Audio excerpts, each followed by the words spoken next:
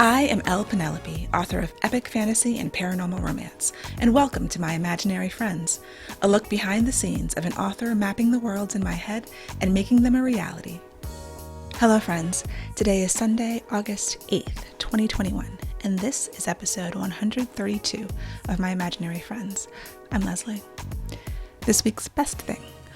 I took a week-long vacation with my mother and my brother, and we drove from Maryland to Charleston, South Carolina, and we spent a very rainy week there. It rained every day, but the sun did come out every day, or it stopped raining every day. It was, not raining all day every day, so we still had a good time, and we had good food. We took a tour. We saw an improv show. We have cousins in Charlotte that we stopped on the way and saw them, and they go to Charleston a lot, so they recommended some things to do, and a good time was had by all. It was a very interesting trip, but I was glad to get away, see my brother who came in from LA, and hang out with my mom.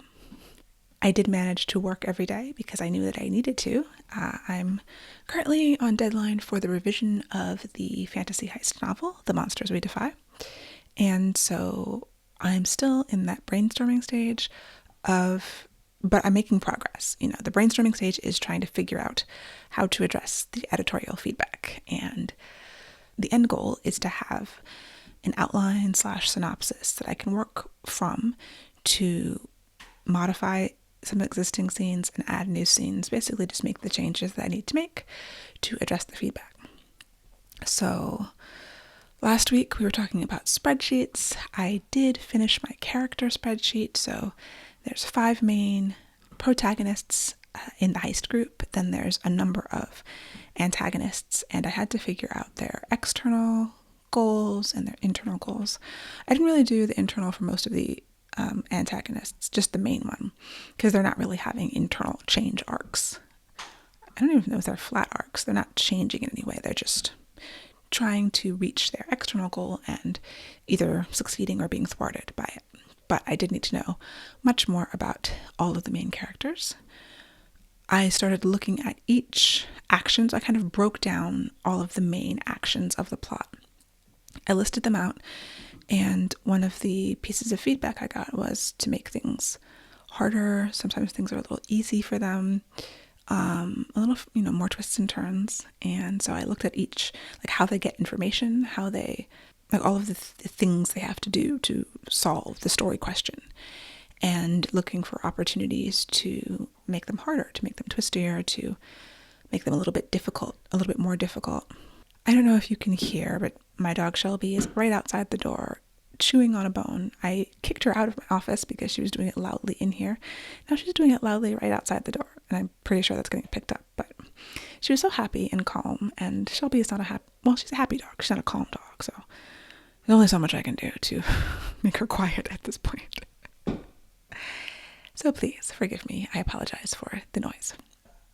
So looking through all of the actions, just breaking everything apart and putting it back together again. That is sort of the name of the game right now. And it takes some time. I'm learning more about the characters. Like, I knew enough to write a whole book about them, but I have to delve even deeper, and there were still questions that I didn't have answered. There's still things I didn't know. So figuring those things out, making those decisions, it involves a lot of brainstorming. Like, I'll do a list of 10.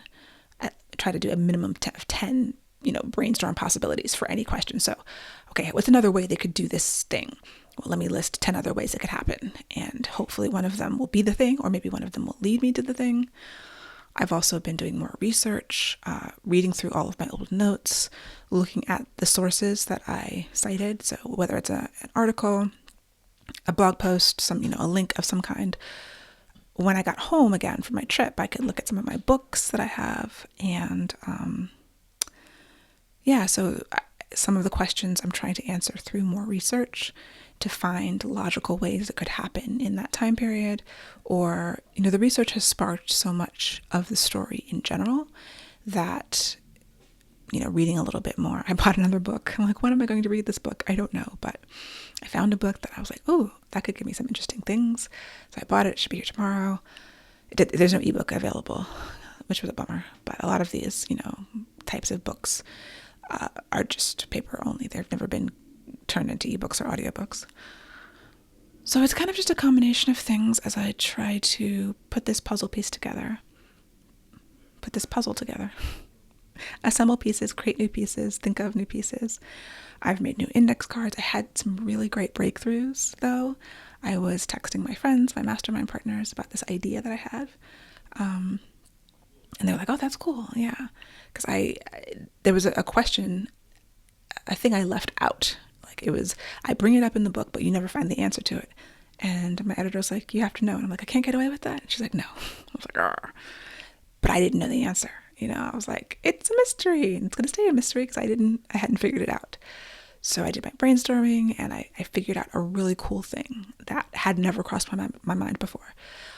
Because I had another answer to this question in my mind. And I didn't like it. And that's why I didn't put it in the book. And I was like, it'll just, we'll just leave it out and we'll see if anyone catches me on it. And I got caught on it, so. But the solution that I found was so much better than the thing I knew was not the right thing. So sometimes it's just time. One of the things I learned in the Becca Syme course, the Write Better Faster class, where you take all those personality tests and she kind of synthesizes the information for your personality, things that are going to help you in your writing. And for me, because of my strengths and my personality, time is a thing I need. I need to just think about it. Some of my strengths are intellection, deliberative, learner, input. And so I need to input lots of things, which is why I do more research. And then I need to think about them for a while. And I just need time, which is always hard when you're on a deadline. So I've been trying to make sure I'm doing, an hour or two of work, even when I'm on quote unquote vacation, so that my mind has the rest of the day to churn in my subconscious. And then when I come back to it the next day, something will spark. And that's an important part of the process that really seems to help and work. So yeah, that is my writing update. I make as many decisions as I can up front and then sort of encounter the decision fatigue. And then once I've kind of made a bunch of decisions, then go about my day. And while, before I end, I try to think of the next thing I have to make decisions on. So it's there so that my subconscious has a chance to be working on it behind the scenes. So that when I come to the desk the next day, I can hopefully have another spark of inspiration. That's what I'm hoping for. Of course, it's happening not as fast as I would like, but I can't really control that. Like I could make all the decisions right now, but they would be wrong. Some of them would be wrong, and I have to wait until they feel right. So yeah, not stressed yet, but I guess that's the end of the sentence. Not stressed yet. And also, Requiem of Silence comes out next week. I have a book releasing in a week, and it's a whirlwind. It's the fourth book. There's not going to be a lot going on. There's supposed to be some events, but I don't even know if they're finalized. My publicist was emailing me. I'm trying not to stress about it. I'm not really stressed about it, actually. Like, there's nothing I can do. And I got my royalty reports,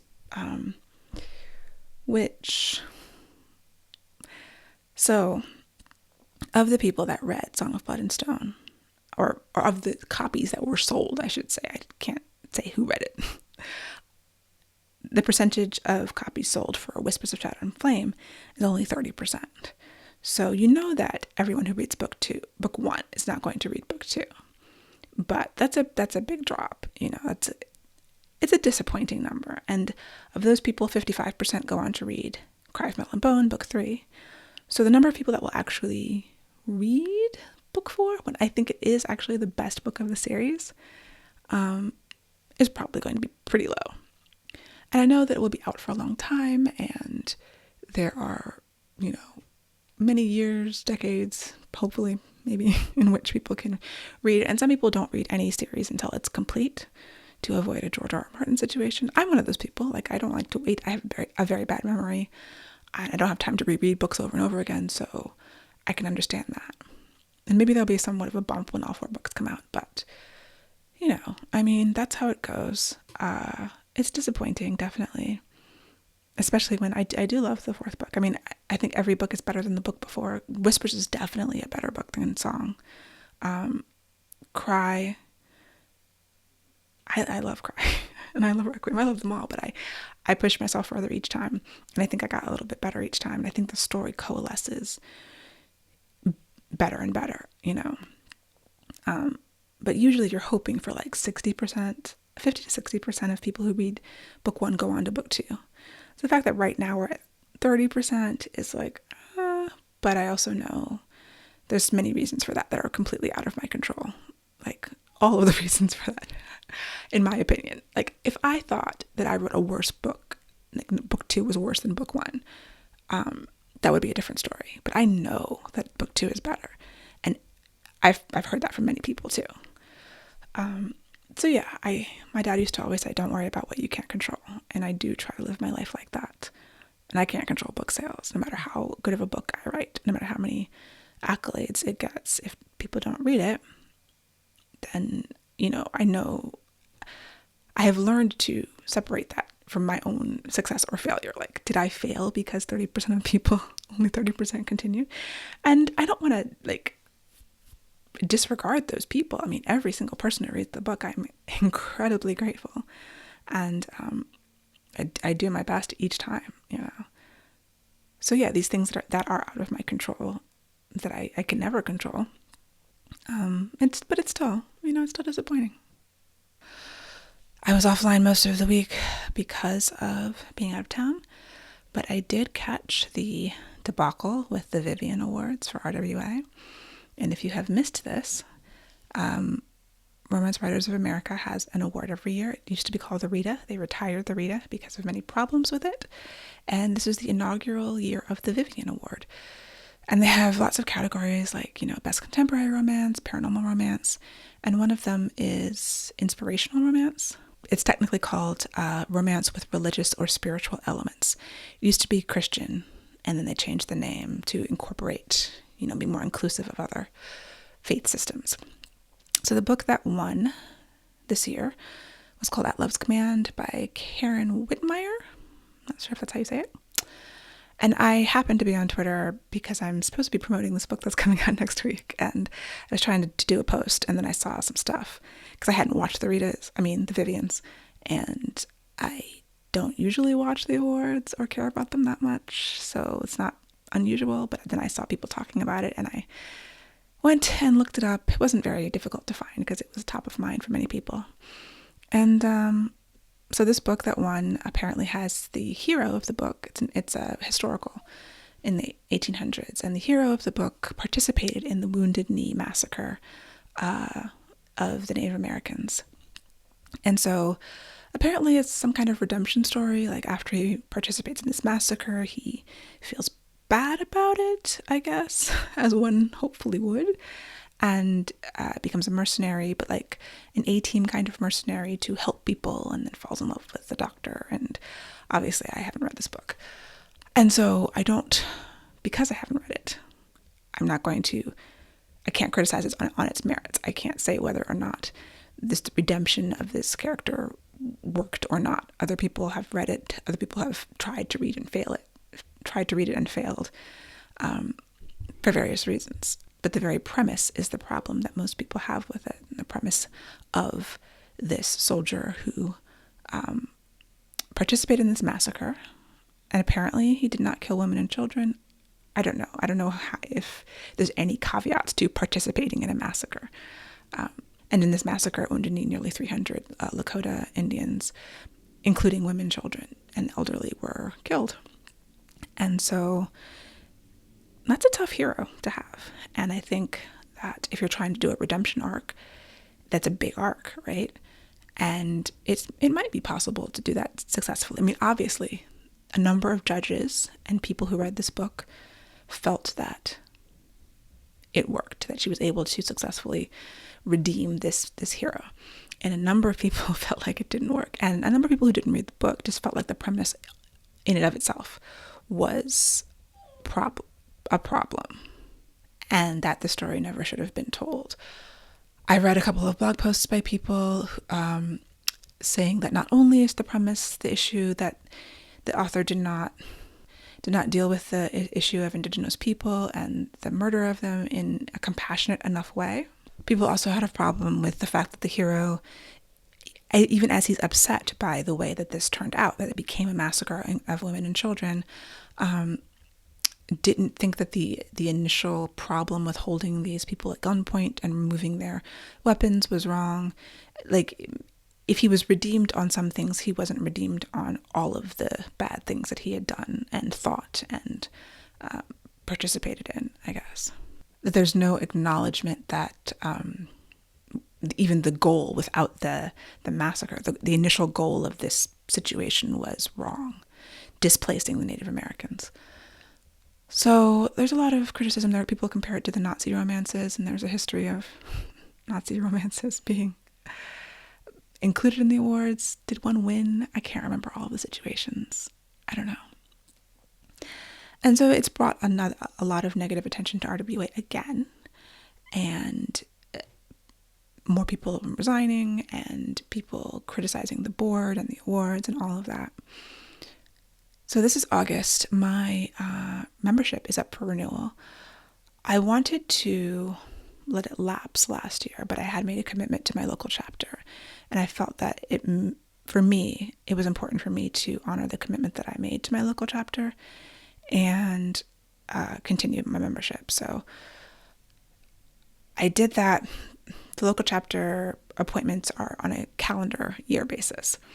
And so my intention has always been to let my membership in RWA lapse in August. And not because of the board. The most recent board that's there, it's very diverse. After this incident happened, there was an emergency town hall meeting, and I watched the replay of it, and it was a Zoom meeting. So there were 13 people on the Zoom meeting. Several people didn't have their cameras on, but the people who were visible were 5 Black women. The executive director of RWA is Black. There are at least 4 Black women on the board, like I said, that I could see. I don't know about the other ones. I know some of them, and I respect them, and I think that they're doing great work. And I think the criticism against them personally that apparently they've gotten, judging by what they were saying in this meeting, is not fair. Listening to how things worked, I understand their perspective. This book that made it through the rounds of judging, they had, set up rules in place to flag them if books were a problem. The judges are supposed to email them if they see a book in the running for this contest that is a problem, and they did not receive any emails. So everyone who apparently judged this book did not see a reason to email the board that it was a problem, which in and of itself is a problem. But at that point, it's outside of the board's hands because they didn't know about it, and they can't just respond to people on social media, because apparently there were people on social media when this book was announced as a finalist who were raising flags, but none of the judges did. So I understand their perspective. Because of the outcry, they actually eventually rescinded the award. And the point that I thought that was very important that was made at the emergency meeting that they had was that there are a lot of calls for this organization to just go away. Like, it can't be fixed. It should be thrown away. It's trash. A lot of people who have left are saying that. I've seen that on social media, that, this is just another indication that it can't be fixed and it needs to go away and be destroyed. And their point was the destruction of RWA would leave a vacuum that there's nothing there currently to fill. And that vacuum would negatively affect marginalized authors, Black authors, other authors of color, LGBTQ, who would not have the benefits that the organization provides in terms of advocacy and education and all of the other things that they're trying to do. And the people who have stepped up to the board and are on it now, especially the Black women and the other marginalized authors who are on the board, who are trying to save this organization for people like us who need it potentially more than anyone else. And so the calls for the destruction and the ending of RWA, especially when they come from people who are perhaps former members who have benefited for many years from the organization, even when it at the height of its racism, even if they were not racist themselves, they benefited from this organization, to now call for its destruction is disingenuous at best. And I think that's a very valid point. I'm not going to, I have no desire to be on the board, but I'm not going to sit up here and criticize the board, the people who stepped up, and blame them in some way for something that doesn't appear to be their fault at all. I've not gone on the message boards. The message boards are a nightmare. I don't go on them. And it sort of did put into question, and my reasons for leaving don't have anything to do with this. It has more to do with just the drama and my belief that RWA, the problems are more of a staff problem.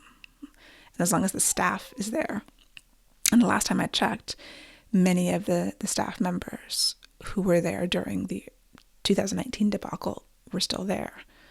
The leadership has changed, but the worker bees are still there. And from what I know, that is a problem. And that is something that has not changed. And so that was quite at the core of my not wanting to renew. And it does give me pause. But I also know I'm not in a position to be able to volunteer to be on the board or in a, large leadership position locally or nationally.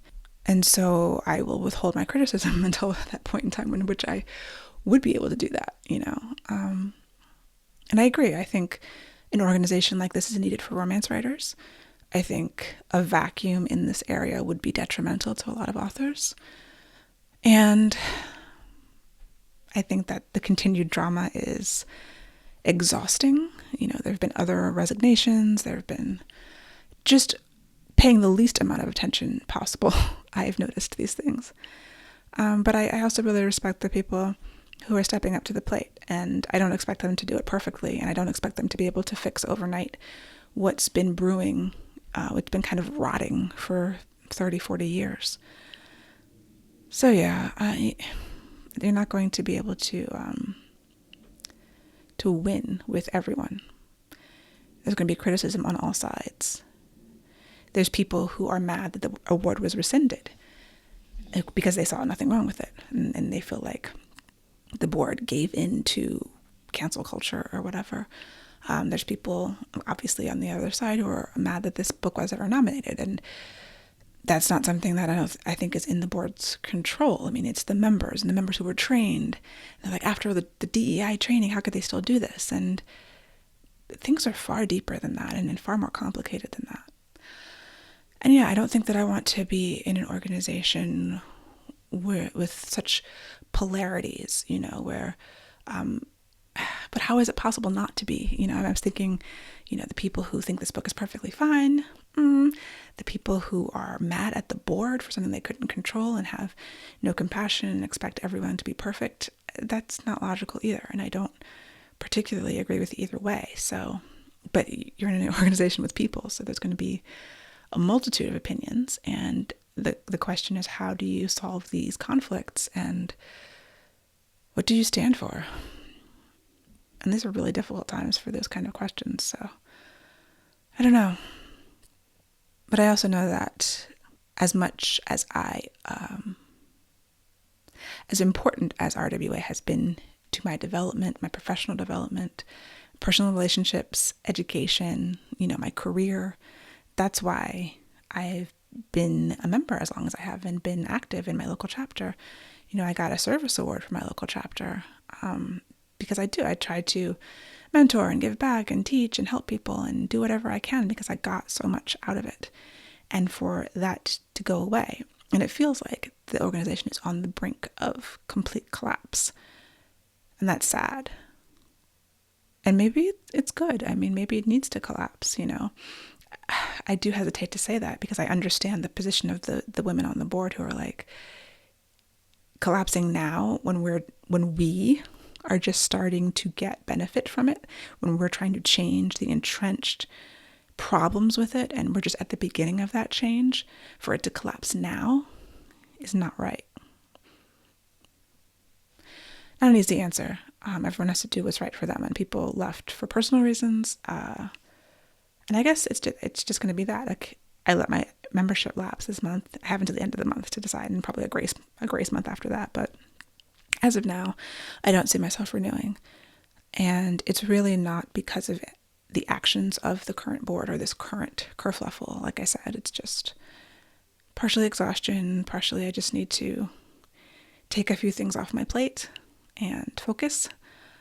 And maybe there will be something that fills the void. But it's hard to imagine what that would look like and who would be in it and how it would run and how it would be better, you know. So that is it for me for this week. My goals for this coming week, I really do want to get an outline at the end of the week. I really need to have an outline by the end of this week and be writing next week. And I think it's possible. I do. But we'll see, and I will let you know. I will keep you posted. And I'll talk to you next week.